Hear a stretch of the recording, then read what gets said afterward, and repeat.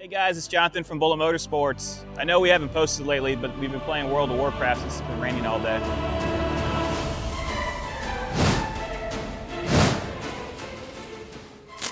If you really like these videos, please be sure to like and subscribe. It helps us bring you more content. Back to the vehicle at hand. This is a 2000 Hummer H1. We have a plethora of knowledge in regards to the AM General platform. So we build AM General Humvees, which are the military versions of this.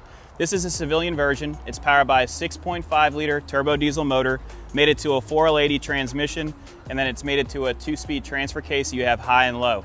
The differences between this and the military ones that we have are the interior components. So this one has more creature comforts, and then the military ones are obviously basic and they're waterproof, different computers, etc. They share the same chassis, so they have the same exact chassis layout, the same driveline layout, which is the portal axles and CV joints, and then you get your center brakes and a pumpkin. This specific one is extremely clean, 55,000 miles, I believe. It has the optional front bumper from when you purchased it from the dealership, you're able to do that. This is purchased at Coral Cadillac, which is a local dealership, and it never left Florida. It was titled in Arizona at one point, but it stayed here for the majority of its life. It does have a set of beautiful PIA lights, which was from 2000, that was the hottest light you could get. You have a set of shackles here in case you want to pull your buddy out of a Kenny Chesney concert if he gets stuck in his Ford F-150. All the lights look great. The hood is in extremely nice condition. This is a composite hood, so it's like a fiber carbon setup here.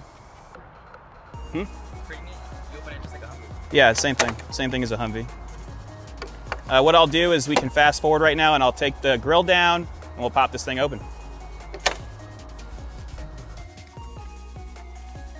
Okay, so the differences between this and a military Humvee are you have a set of batteries up front, and you can add that to a military truck too, but it's running 12 volts comparative to 24 volts in the military version. This one is pretty neat because the prior owner decided to put lights in. So say you're on the trail, you can hang these up and then the plug is on the opposite side, and there's 2 of these lights. So you can just turn them on and you're able to work on the motor. This is powered by a 6.5 liter turbocharged diesel. That's a GM component. You have there is no intercooler, so it's basically getting air to a center mount turbo, and then it goes into the intake manifold and powers this machine. As I said, it's powered by a 4L80 transmission, and it runs and drives excellent. The interior appearance of the hood is extremely nice. Looks like they've upgraded the headlights at some point. All of your radiator shrouds are in great shape. So you want to look at that. How you can tell if someone's really been beating this truck up is if that thing is full of mud and not in the condition of the fins as well. So when you look at the fins, they're all even and they look proper. A little bit of imperfections. This is common. So when a guy's working on the motor, usually they say not to stand on it, but that's what's going to happen. Their knee's going to hit this, and that's a normal issue. All of your bump stops look great. So this is a different style bump stop compared to the factory or the military ones. This is a softer version. Also, these straps are exactly the same as Yasid said. A little bit of imperfection right here. That's normal. You've got your coolant tank here, and then when you spray your windshield wipers, this is where it comes out. Everything else is in exceptional condition. You've got a mount here, so you've got an A-pillar mount with lights, and that looks really, really nice. What's cool about this specific Hummer is it has a soft top. So you can put the top on or you can take it off, and that gives you the best of both worlds. You still have ice cold AC, and then you've got these doors right here. So these are about $9,000 if you had to replace them. The military guys are trying to buy these all the time. Very difficult to obtain. This is unobtainium. The interior is extremely clean, and you can see that it's been taken care of. I don't think this truck has really ever gone off-road. I think it was more of just a street cruiser. When you look at all the suspension underneath, you can see that it's clean. I don't see any residue from playing in the mud. All your seals look good.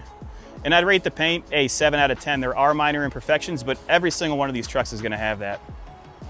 So right here, you can see what happens is this body is aluminum. So when it's grounded out, it will start to corrode if there's any sort of imperfection underneath the paint. Not a big deal, just something that you need to know. You can also see it right here, same thing. So that's an aluminum body, and then what happens is it breaks up a little bit. But these are the only 2 imperfections I can really see on the truck.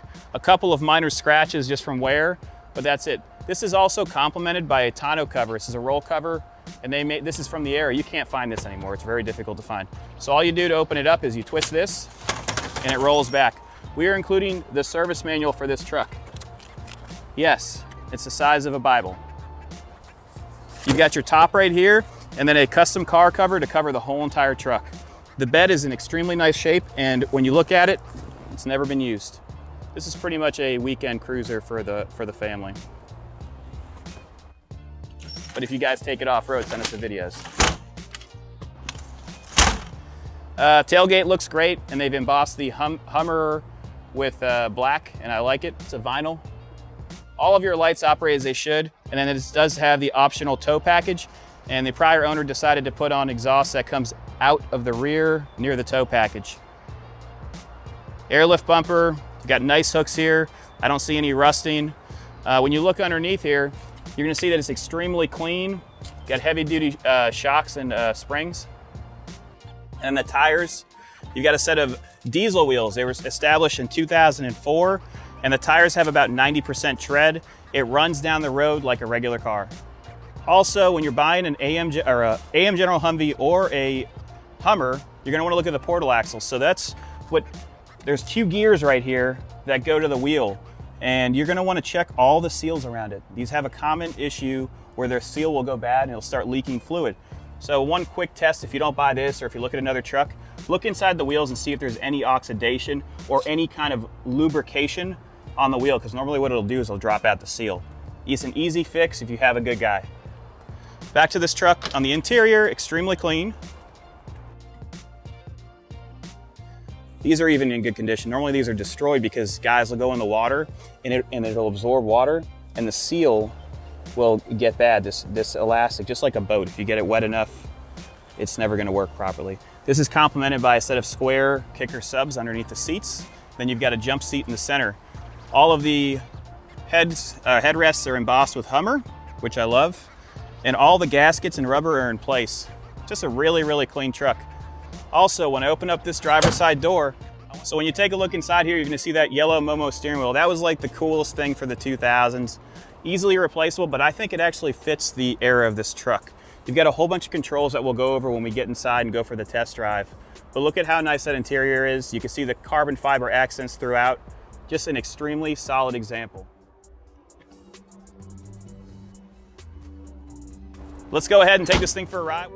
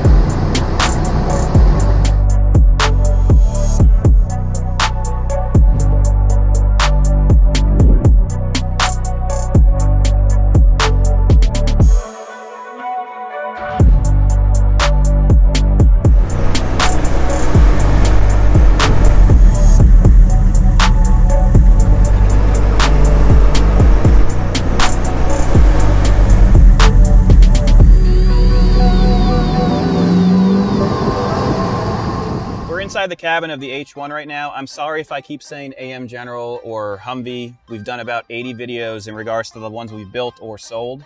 But inside of this cabin, it's very comfortable. You can't touch your passenger, which is nice, so they can't bother you when you're driving. They've got their own little cockpit.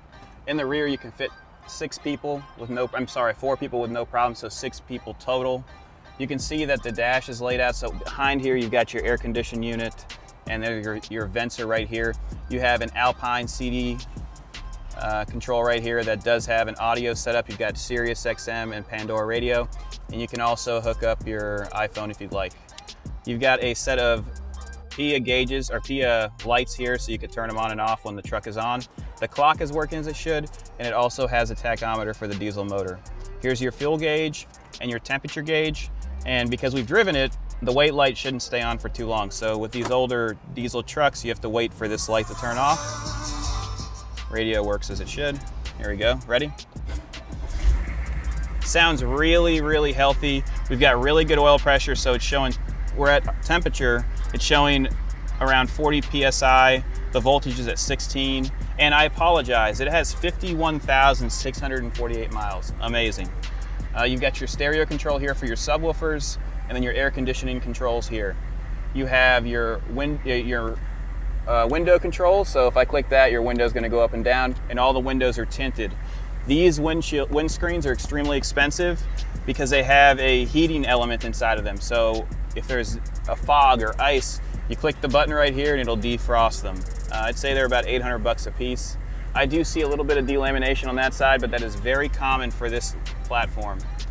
Your visors are in excellent condition. I feel a little bit of softness, but no big deal. The dash, if you find a dash like this, it's not cracked, buy the truck. Door panels are in used but good shape. Then you've got a hood lock here, so you can lock your hood so that no one can actually just pop it open. As you saw, we can open it from the exterior without any problems. Let's go ahead and put the emergency brake down. So that's this, and then we're gonna put it into the drive position. So this has a 4-speed transmission. You have 2 fuel tanks. I believe it's 25 gallons and 10 gallons, so you've got 35 gallons total. Then you've got your mirror controls here, and your dome light, and your windshield wiper controls. Let's go ahead and roll. The throttle is very responsive.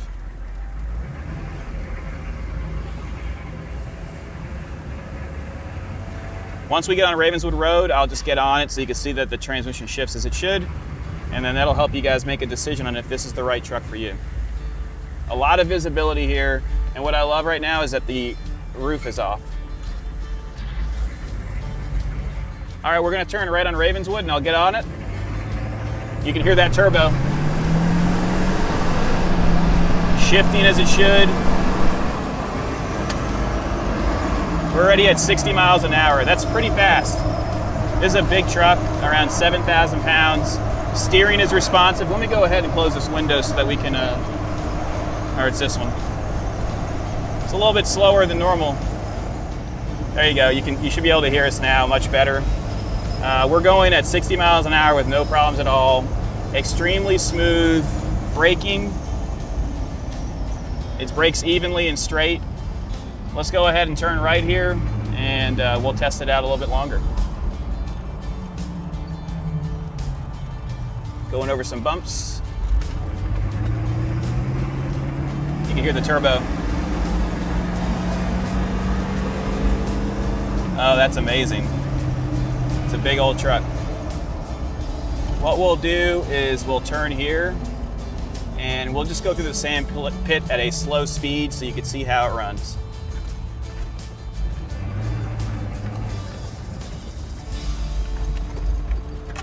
I don't really want to get it dirty, but we're just rolling through it. We are in the high position. We're not going to have any traction issues with these tires. Look at all the iguanas running across. Unreal. So we're at a dead stop right now, watch. Just slowly give it gas, we're not spinning. This is Sugar saying it's been raining every day for the past 5 days. No problems at all. What I'm gonna do is I'm gonna do a loop over here, and you'll be able to see that these tires are gripping as they should. Extremely good grip. So we've got a little bit of a incline here, which I'll just power through. What's great about these cars is if you start to slip, put your foot on the brake and you're able to power through. So what it'll do is it'll allow the wheel that's slipping to stop slipping and get you some more grip. Why don't you jump back on inside? So when I'm talking about using the brakes to manipulate the slippage, what it does is so that wheel that's spinning in the sand that's causing you to lose traction, it's going to stop that wheel and the power will transfer over to the other side and it'll pull you up over your obstacle. In regards to slow drivability, extremely easy. What we'll do is we'll turn left here and I'll allow you to make your decision on if this 2000 Humvee with a 6.5 turbo diesel is the one for you. You can give us a call at 954-363-2261 and please be sure to subscribe. Have a great day.